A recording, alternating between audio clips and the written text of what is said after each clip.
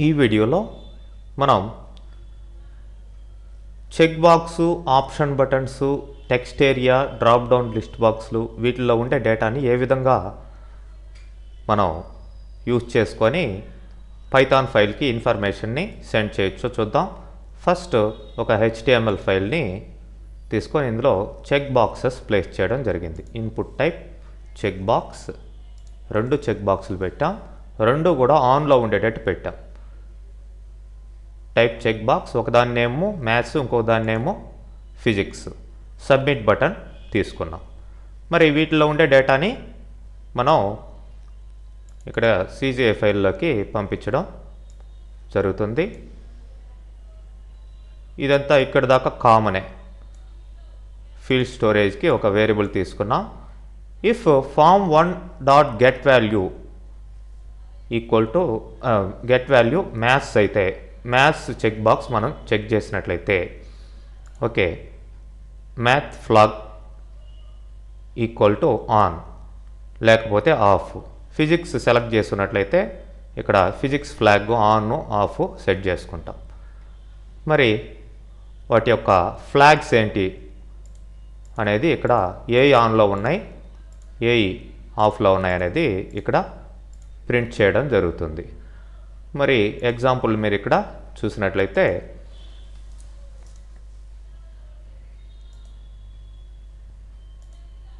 Form 3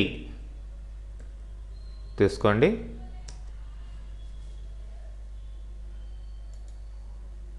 రెండిటిని select చేసాం.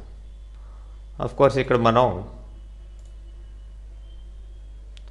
Value 2 ఇక్కడ సెలెక్ట్ చేసాం, వాల్యూ ఆన్లో ఇచ్చున్నది. ఓకే, ఇక్కడ మనం ఇప్పుడు ఆన్ ఆఫ్ చేసుకోవచ్చు. సెలెక్ట్ సబ్జెక్ట్, 2 ఆన్లో ఉన్నాయి. Maths is on, physics is on.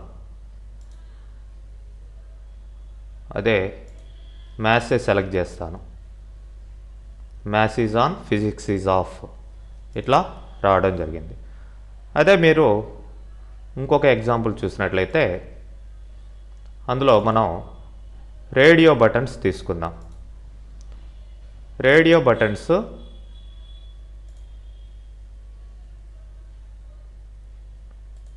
ఇట్లా మీరు ఇన్పుట్ టైపు చెక్ బాక్స్ కాకుండా రేడియో అని ఇవ్వండి. వాల్యూ వాటికి ఇట్లా తీసుకోండి, మ్యాథ్స్, ఫిజిక్స్ అనేది.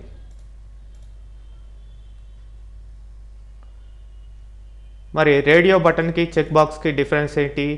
చెక్ బాక్స్ 2 కూడా సెలెక్ట్ చేసుకోవచ్చు. రేడియో బటన్లో ఏదో ఒకటి మాత్రమే సెలెక్ట్ అవుతుంది. ఇక్కడ ఫామ్ 4 తీసుకుంటాం. చూడండి, ఇప్పుడు ఫిజిక్స్ తీసుకుంటే మ్యాథ్స్ డీసెలెక్ట్ అవుతుంది, మ్యాథ్స్ తీసుకుంటే ఫిజిక్స్ ఏదో ఒకటే సెలెక్ట్ చేయొచ్చు. నేను మ్యాథ్స్ సెలెక్ట్ చేశాను. మరి సెలెక్టెడ్ సబ్జెక్ట్ ఈజ్ మ్యాథ్స్ అని రావడం జరిగింది. మరి ఇక్కడ CGI స్క్రిప్ట్ చూసినట్లయితే సెలెక్టెడ్ సబ్జెక్ట్ ఈజ్, ఆ సబ్జెక్ట్ యొక్క నేము డిస్ప్లే కావడం జరుగుతుంది. form1.getValue ఆ రెండింటికి కలిపి సబ్జెక్ట్ అనే నేము ఇవ్వడం జరిగింది. ఓకే, form1.getValue ఆఫ్ సబ్జెక్ట్ అంటే సబ్జెక్ట్ సెలెక్ట్ అయినట్లయితే, లేదంటే సబ్జెక్ట్ నాట్ సెట్ అనే మెసేజ్ రావడం జరుగుతుంది. ఇదే విధంగా ఫామ్ 5లో మనం ఇక్కడ డ్రాప్ డౌన్ తీసుకున్నాం. సెలెక్ట్ అనే ట్యాగ్ ద్వారా డ్రాప్ డౌన్ తీసుకున్నాం. ఈ డ్రాప్ డౌన్ లిస్ట్లో మ్యాథ్స్, ఫిజిక్స్ 2 వస్తాయి. ఓకే, వాటి వాల్యూస్ ఈ 2 మ్యాథ్స్, ఫిజిక్స్గా ఉన్నాయి. మరి ఈ వాల్యూస్ని మనం పంపించేటప్పుడు CGI స్క్రిప్ట్కి చూడండి, గెట్ వాల్యూ డ్రాప్ డౌన్, ఆ డ్రాప్ డౌన్లో ఉన్న వాల్యూ ఏదైతే ఉంటుందో అది సబ్జెక్ట్లోకి వెళ్తుంది. ఆ పర్టికులర్ సబ్జెక్ట్ సెలెక్ట్ అయిన సబ్జెక్ట్ వాల్యూ ఇక్కడ ప్రింట్ కావడం జరుగుతుంది. మరి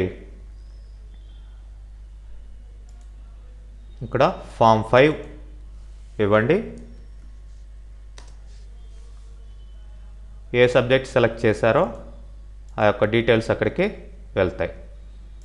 ఇదే విధంగా టెక్స్ట్ ఏరియా కూడా మనం తీసుకోవచ్చు. ఫామ్ 6లో టెక్స్ట్ ఏరియా తీసుకోవడం. చూడండి, టెక్స్ట్ ఏరియా దాని యొక్క నేమ్ టెక్స్ట్ కాంటెంట్ అని ఇచ్చాం. ఆ టెక్స్ట్ ఏరియా యొక్క కాలమ్స్ రోస్ ఎన్ని రోలు ఎన్ని కాలమ్స్ అంటే టెక్స్ట్ ఏరియా అంటే మల్టిపుల్ లైన్స్ మీరు టైప్ చేయొచ్చు అక్కడ. ఓకే, దీంట్లో ఉండే ఇన్ఫర్మేషన్ని మనం ఇట్లా పాస్ చేస్తున్నాం.